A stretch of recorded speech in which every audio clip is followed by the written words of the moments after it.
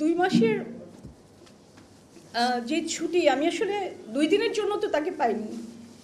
সে cultural নাইটটা যাতে আমি দেখতে পারি, যেহেতু আমার এই 9 মাসের প্রেগনেন্সিতে আমার কোথাও তেমন যাওয়া আসা হয়নি। তো ও আমার সাথে আমাকে সময় দিল এবং ওই কালচারাল নাইটের প্রোগ্রামের পুরো দায়িত্বটা ওর উপরে ছিল। আমাকে নিয়ে গিয়ে বিভিন্ন জায়গা থেকে বিডিআর সৈনিক ভাইদের জন্য, যে আর্টিস্টরা আসবেন সবার জন্য আমরা দুজন মিলে গিফট কিনলাম। সবার জন্য গিফট কিনলাম। কেনার পর আমাকে বাসায় নামিয়ে দিয়েও চলে যাওয়ার সময় ওর সাথে আমার লাস্ট কথা হয়েছিল। আমি তাকে বলেছিলাম যে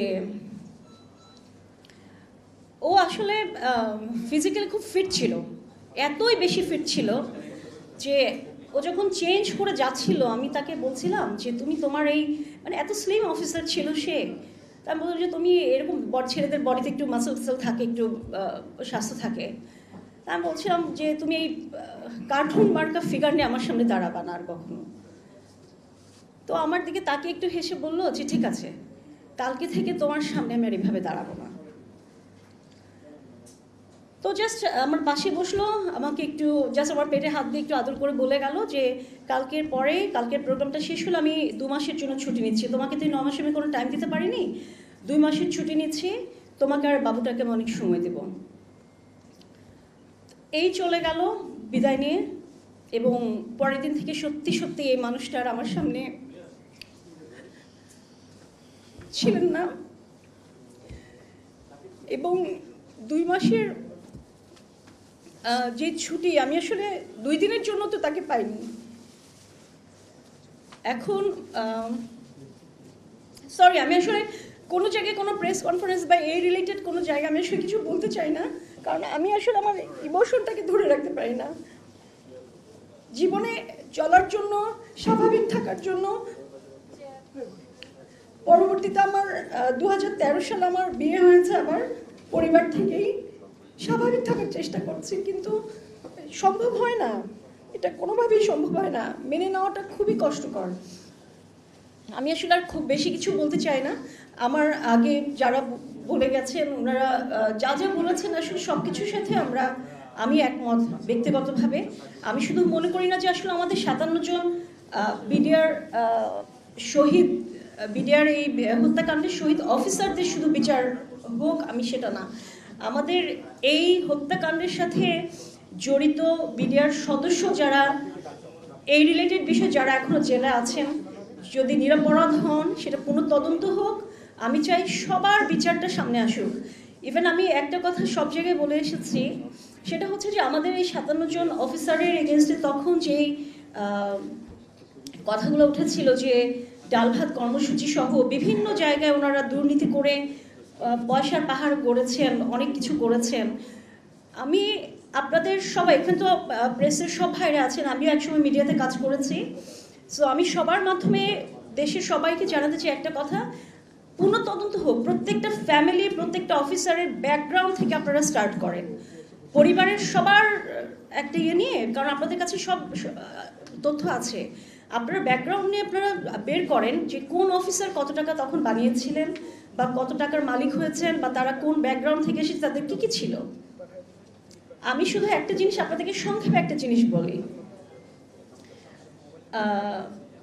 আমি একবার বগুড়া ক্যান্টনমেন্টে বেড়াতে গিয়েছি, তখন আমার হাজব্যান্ডের পোস্টিং ওখানে। একবার আমাকে অন্যান্য ভাবিদের সাথে, যেহেতু আমি ক্যান্টনমেন্টের লাইফ বেশি দিন থাকিনি, কারণ আমি চাকরি করতাম ঢাকায়, পড়াশোনা চাকরি সব কিছুর জন্য আমি ঢাকায় ছিলাম, সো ক্যান্টনমেন্টের লাইফে ওর সাথে আমার বেশি দিন থাকা হয়নি, আর ও পোস্টিং নিয়ে নিয়ে ঢাকার বাইরে সবসময়। একবার বগুড়া ক্যান্টনমেন্টে আমি যখন বেড়াতে গিয়েছিলাম ছুটিতে, তখন আমাকে অন্যান্য ভাবিদের সাথে সৈনিক ভাইদের বাসার ওদিকে আমাদেরকে পাঠানো হয়েছিল যে লেডিরা যাবে, সব অফিসারদের লেডিরা যাবে ভাইদের বাসা দেখতে, ভাবিদের সাথে, ফ্যামিলির সাথে কথা বলতে।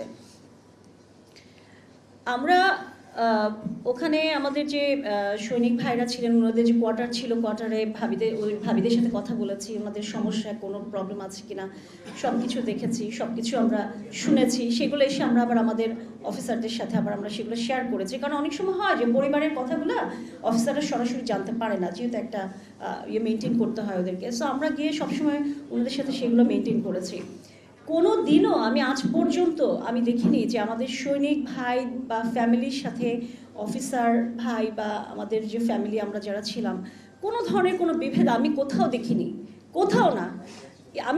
আমি আজকে আপনাদেরকে একটু বলি, যদি কোনো অফিসারের মাধ্যমে কোনো বিরিয়ার সৈনিক ভাই ফ্যামিলির কেউ কোনো খারাপ আচরণ পেয়ে থাকেন, সেটা ভাই আমি জানি না কোনো ব্যক্তিগত কারণ বা কোনো কিছু কিনা, বাট এটা কোনো শিক্ষা তারা পান নাই, এভাবে তারা শিখেন নাই যে তারা কোনো বিডিআর সৈনিক বা ফ্যামিলিদের সাথে মিসবিহেভ করবেন। ওই সময় আপনারা যেই প্রচারগুলো করা হয়েছিল, অপপ্রচার বলবো আমি, যে বিডিআর সৈনিকদেরকে সাথে খুবই মানে খারাপ আচরণ করা হতো, ব্যবহার করা হতো এবং ওনারা নানানভাবে দুর্নীতি করেছেন। ভাই আমি চাই যে এখন তদন্তগুলো আপনারা করেন, কোন অফিসার কি করেছেন, কি করতে পেরেছেন এই পর্যন্ত, সেগুলো আপনারা বের করেন। আপনারা ভাবছেন যে ঠিক আছে এখন হয়তো বা আমরা অনেক কিছু পেয়ে গেছি সরকারের কাছ থেকে, অনেকভাবে আমরা ভালো আছি।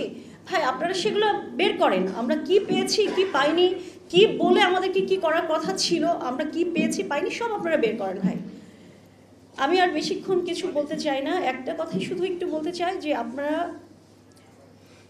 সবাই এখানে একসাথে হয়েছে আসলে একটা কারণেই, যে এই হত্যাকাণ্ডের একটা সঠিক তদন্ত হোক, সঠিকভাবে এর কারণগুলো বের হয়ে আসুক, কারণের পিছনে মূল হোতা যারা তাদেরকে ধরা হোক এবং বিচারগুলো সঠিকভাবে হোক। আমি সবার সাথে একমত আছি। সবাই আমার জন্য, আমার পরিবারের জন্য দোয়া করবেন।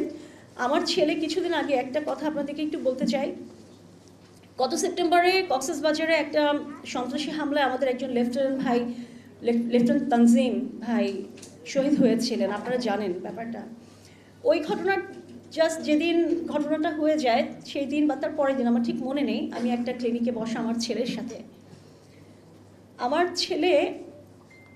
আমি ছেলেকে দেখাচ্ছি যে বাবা দেখো এই অফিসারটা কক্সবাজারে সন্ত্রাসী হামলায় শহীদ হয়েছেন। তা আমি টু বি অনেস্ট, আমি ওই ভাইয়ের ছবিটার থেকে এত ভালো করে তাকাইনি, আমি জাস্ট ঘটনাটা মোবাইলে পড়ে আমি আমার ছেলেকে দেখাচ্ছি। আমার ছেলে অনেকক্ষণ ছবিটার দিকে তাকিয়ে বলে, মাম্মা এই আঙ্কেলটা দেখতে আমার বাবার মতো না? আমার ছেলে বলার পর না আমি ছবিটার দিকে একটু ভালো করে তাকালাম। অ্যাকচুয়ালি আমার হাজব্যান্ডেরও যখন ও সেকেন্ড লেফটেন্যান্ট এই বয়সের ছিল, ওর চেহারার সাথে কিছুটা সিমিলারিটি আছে এই ভাইয়ের। তা আমিও তাকে কিছুক্ষণ পরে বললাম, হ্যাঁ বাবা তোমার বাবার মতো অনেকটা দেখতে। আমার ছেলে আমাকে একটা প্রশ্ন করেছিল তখন, যে আমার বাবার মতো দেখতে সবাই কেন শহীদ হয়ে যায় মামা? আমার এই প্রশ্নের সত্যিকার অর্থে কোনো অ্যান্সার ছিল না, আমি তাকে কোনো অ্যান্সার দিতে পারিনি।